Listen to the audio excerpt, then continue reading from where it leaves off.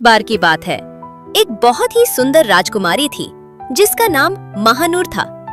उसकी सुंदरता इतनी अनोखी थी कि वैसी खूबसूरती कहीं और नहीं मिलती थी। लेकिन वो घमंड में शैतान से भी आगे निकल गई थी।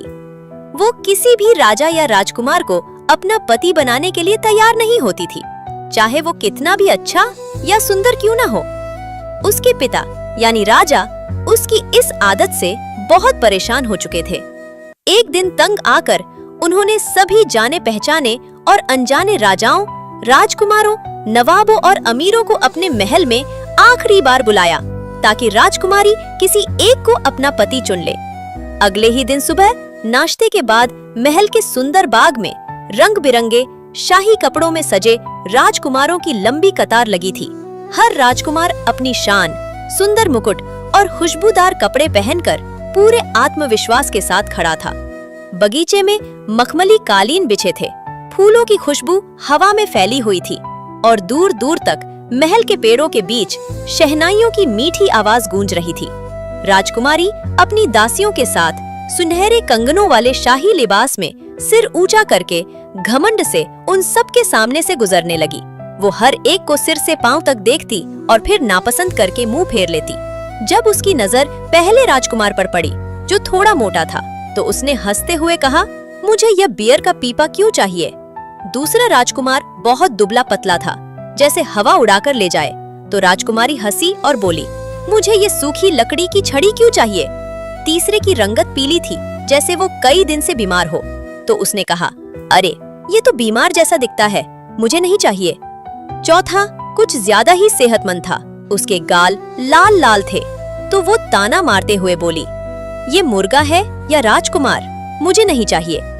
लेकिन जैसे ही राजकुमारी की नजर कतार के आखिरी राजकुमार पर पड़ी, उसके कदम अपने आप रुक गए और दिल जोर जोर से धड़कने लगा। वो राजकुमार शाहजीमान था, बहुत ही सुंदर और आकर्षक। उसके पूरे व्यक्तित्व में एक ऐसा रौब और आकर्षण था जो किसी के भी घमंड को पिघला सकता था। उसकी आंखों में एक गहरी शांति और समझदारी झलक रही थी, जैसे वो सिर्फ सुंदर ही नहीं बल्कि समझदार और नरम दिल वाला भी हो। राजकुमारी उसे ध्यान से देखने लगी, जैसे उसकी कोई कमी ढूंढ रही हो ताकि उसे भी बाकी सबकी तरह नापसंद कर सके। लेकिन वो जितना उसे देखती उतना ही उलझती गई। शाहजीमान की सादगी और अच्छे व्यवहार ने उसे थोड़ा प्रभावित जरूर किया, लेकिन उसके घमंड ने फिर से दिल पर पर्दा डाल दिया। वो आंखें झपकाकर सीधी खड़ी हो गई और नखरे से बोली, मुझे ये बकवास वाला नहीं चाहिए। सब राजकुमार निराश होकर लौट गए और राजा बहुत गुस्से में आ गया। अब मैं तुझे सबक सिखाऊंगा, ओ घमंडी लड़की। अब मैं तुझे कल ही पहले भिखारी या गाने वाले से शादी करवा दूंगा, जो भी सामने आएगा। और ऐसा ही हुआ। अगले दिन सुबह महल के पास एक युवक आया। फटे पुराने कपड़ों में, कंधों तक लंबे बाल और उसके गहरे लाल रंग की दाढ़ी ने उसका पूरा चेहरा ढक रखा था। वो महल की खिड़कियों के नीचे खड़े होकर गाने लगा। जब गाना खत्म हुआ तो दरबार के दरवाजे खुल गए। उस गायक को अंदर बुलाया गया और राजकुमारी की शादी उसी दाढ़ी वाले फकीर से कर दी गई। राजकुमारी ने खूब चीख पुकार की, धमकियां दी, लेकिन राजा ने कुछ नहीं सुना। राजा ने दूल्हे से कहा, लो ये 5 सोने के सिक्के, इसे मेरी नजरों से दूर ले जाओ और फिर कभी मुझे तुम दोनों नजर मत आना। इस तरह एक राजकुमारी जो कभी ताज और सिंहासन के सामने नखरे करती थी, अब अपनी किस्मत के हाथों एक अनजान फकीर के साथ रोती हुई विदा कर दी गई। दूल्हा चुपचाप उसे अपने साथ ले गया। जो राजकुमारी कभी सोने के पलंग पर सोती थी, अब नंगे पांव गहरी उदासी और हैरानी के साथ एक अनजाने इंसान के साथ चल रही थी। उसका दिल टूटा हुआ था, लेकिन उस लड़के के नर्म स्वभाव, शांत आवाज और अच्छे व्यवहार ने उसके अंदर कहीं न कहीं थोड़ी सी उम्मीद जगा रखी थी। रास्ते में वे एक घने जंगल से गुजरे। सुनहरी धूप पेड़ों की शाखों से छन छन कर जमीन पर गिर रही थी। राजकुमारी ने हल्की सी मुस्कान के साथ हैरानी से पूछा, ये जंगल किसका है? पति ने थोड़ा रुककर शांत स्वर में जवाब दिया, उसी राजकुमार शाहजीमान का जिसे तुमने कल बकवास वाला कहकर ठुकरा दिया था। राजकुमारी के कदम कांप गए, लेकिन वो कुछ नहीं बोली। थोड़ी दूर पर हरे भरे खेत नजर आए, जैसे धरती पर हरा गलीचा बिछा हो। ये खेत किसके हैं? राजकुमारी ने फिर पूछा। इसी राजकुमार शाजीमान के, जिसके दिल को तुमने सिर्फ एक साधारण सी बात पर ठुकरा दिया। फिर एक सुंदर शहर सामने आया, ऊंचे महल, चमकदार गलियां और चहल पहल वाले बाजार। ये खूबसूरत शहर, राजकुमारी की हैरानी और भी बढ़ गई। ये भी उसी राजकुमार शाजीमान का है। पति ने मुस्कुराकर जवाब दिया। अब राजकुमारी के दिल में पछतावे की एक लहर उठने लगी। उसने मन में सोचा, मैं कितनी नासमझ और घमंडी थी। वो तो सच में सुंदर, समझदार और अमीर था। मैं उसके साथ कितनी खुश रह सकती थी। आखिरकार वे दोनों एक सुनसान और उजड़ी हुई बस्ती में पहुंचे, जहां झोंपड़ियों की छतें टूटी हुई थीं। एक टूटी फूटी झोंपड़ी के सामने पति रुक गया। राजकुमारी चौंक कर बोली, ये कौन सी जगह है? पति ने शांत आवाज में कहा, पहले ये सिर्फ मेरा घर था, अब ये तुम्हारा भी है। राजकुमारी का चेहरा उदासी से भर गया।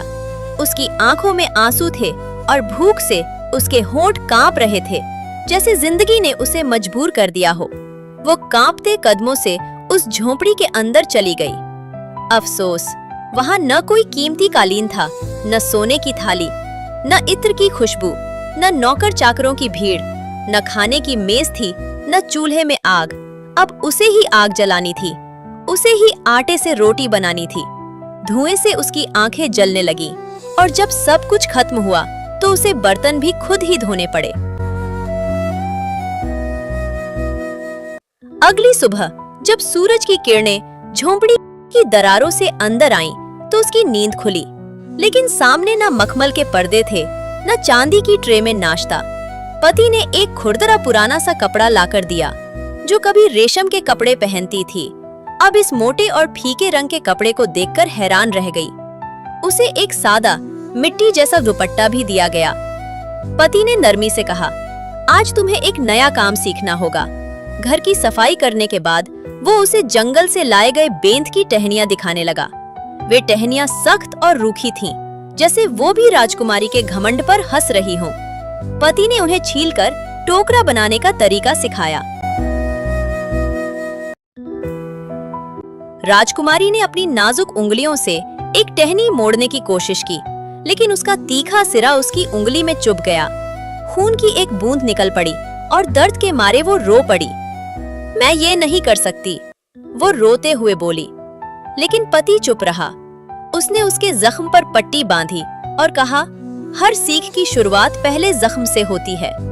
शाम को वो एक पुरानी कमीज लाया और बोला, इसे सिल दो। राजकुमारी ने कपड़े में सुई चुभोई, लेकिन वही हुआ जिसका डर था। सुई फिर से उसकी उंगली में चुभ गई और खून निकल आया।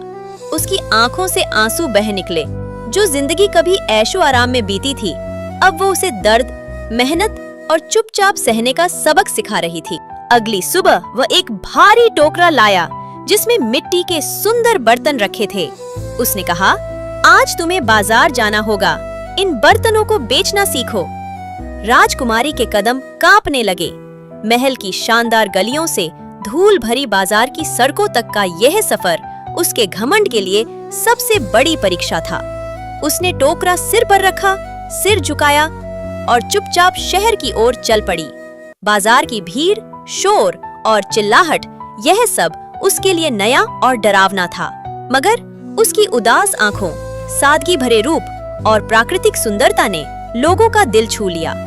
औरतें उससे हमदर्दी से बात करने लगी, बच्चे उसके पास आकर इकट्ठा हो गए और मर्द हैरानी से उसे देखने लगे। दोपहर से पहले ही उसके टोकरे के सारे बर्तन बिक गए। इसी बीच एक लड़खड़ाता हुआ नशे में धुत युवक उसके पास आया। उसने बेशर्मी से मुस्कुराते हुए कहा, एक खूबसूरत लड़की, क्या तुम मेरे साथ एक प्याला शराब पियोगी? राजकुमारी की आंखों में गुस्सा उतर आया। एक पल में उसके नाजुक हाथ बिजली बन गए और उसने जोरदार थप्पड़ उस युवक के गाल पर मार दिया। लड़का लड़खड़ाकर गिर पड़ा और लोग हैरान होकर देखते रह गए। शाम को जब वह खाली टोकरा लेकर वापस लौटी तो पति के चेहरे पर पहली बार गर्व से भरी मुस्कान थी। तुमने अपनी इज्जत को बचाया राजकुमारी। मगर अगला दिन उसके लिए एक नई परीक्षा लेकर आया। फिर से वह टोकरा भरकर बाजार पहुंची। एक शिकारी शराब पीकर घोड़े पर सवार आया और अपना संतुलन खो बैठा और राजकुमारी के सामने टोकरा रौंदता चला गया। बर्तन एक तेज आवाज के साथ टूटकर बिखर गए। राजकुमारी धूल में बैठ गई और उसके गालों पर चुपचाप आंसू बहने लगे। वह खाली हाथ और उदास दिल के साथ घर लौटी। पति ने दरवाजा खोला और इस बार उसके चेहरे पर वह नरम मुस्कान नहीं। तुम ये काम करने लायक नहीं हो, पति ने नर्म लेकिन पक्के अंदाज में कहा। चलो अब तुम्हें महल में बर्तन धोने का काम दिलाता हूँ। रसोइया मेरा पुराना दोस्त है। राजकुमारी की आंखों में एक पल को आंसू भर आए, लेकिन उसने कुछ नहीं कहा, बस सिर हिलाया और साथ चल पड़ी। ये वही महल था जहाँ का राजकुमार शाजीमान था, जिसे उसने कभी बकवास लड़का कहकर ठुकरा दिया था। महल का रसोई घर बहुत बड़ा और भीड़ भरा था। गर्म तंदूरों की लपटें, भाप से धुंधली हुई खिड़कियां और टकराते हुए बर्तनों की आवाजें। राजकुमारी दिन भर चुपचाप बर्तन धोती रहती। उसके हाथों में छाले पड़ गए थे, मगर अब उसने शिकायत करना छोड़ दिया था।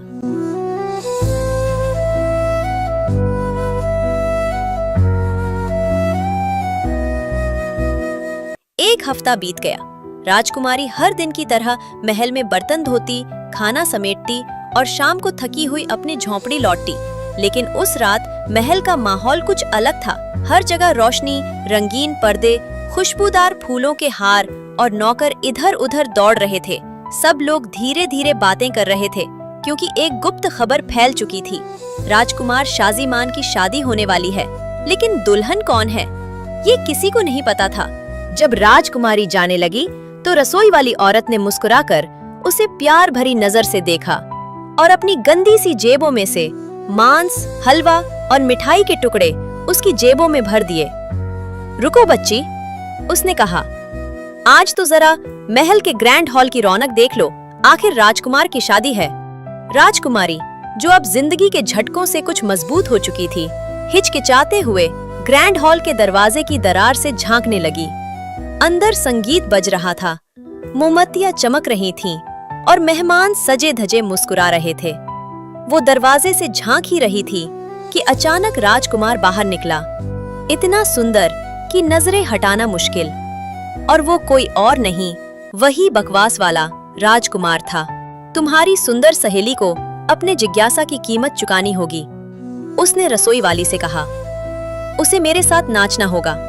उसने राजकुमारी का हाथ पकड़ा और उसे हॉल में ले आया। वायलिन बजने लगे। हर नजर उन दोनों पर थी। वे नाचने लगे।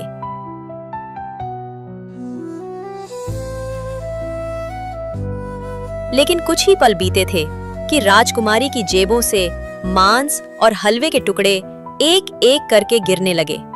जमीन पर आवाज हुई और अगली ही पल पूरा हॉल हंसी से गूंज उठा। कुछ नौकर हंसते हंसते दोहरे हो गए। कुछ राजकुमारियां मुंह छुपाकर पीछे हट गईं। राजकुमारी का चेहरा शर्म से लाल हो गया।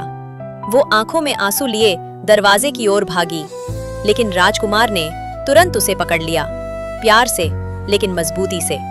वो उसे एक छोटे और शांत कमरे में ले गया, जहां सिर्फ वे दोनों थे। राजकुमारी की सांसें तेज थीं, दिल जोर जोर से धड़क रहा था। राजकुमार ने धीरे से उसकी आंखों में देखा और कहा, क्या अब भी तुम मुझे नहीं पहचानती मेरी जान? मैं ही हूँ तुम्हारा पति, वही गली में गाना गाने वाला, वही शिकारी और वही बकवास वाला राजकुमार। राजकुमारी स्तब्ध खड़ी रह गई। तुम्हारे पापा सब जानते थे। उन्होंने ही मेरी मदद की ताकि तुम्हारा घमंड टूटे और तुम सच्चे दिल से दुनिया को समझ सको। वो शर्म, डर और खुशी से कहीं छुप जाना चाहती थी, मगर प्यार जीत गया। उसने अपने पति के सीने से लगकर बच्चों की तरह रोना शुरू कर दिया। राजकुमार ने चुपचाप उसे गले से लगाया और कहा, मेरी रानी, अब कोई दुख नहीं रहेगा। अगले ही पल दासियां दौड़ती हुई आईं। राजकुमारी को महल के अंदर ले जाया गया, जहां उसे वो राजसी पोशाक पहनाई गई जिसकी वो असली हकदार थी। अब सबकी निगाहें सिर्फ उसी पर थीं। वही लड़की, वही जो पहले बर्तन बेचती थी, वही जो महल में बर्तन धोती थी। लेकिन आज वो कोई और थी। वो अब राजकुमार की रानी थी। सब हैरान थे। कुछ की आंखें नम हो गईं, कुछ ने खुशी से तालियां बजाईं। एक कहानी का खूबसूरत अंत और एक नई जिंदगी की शुरुआत।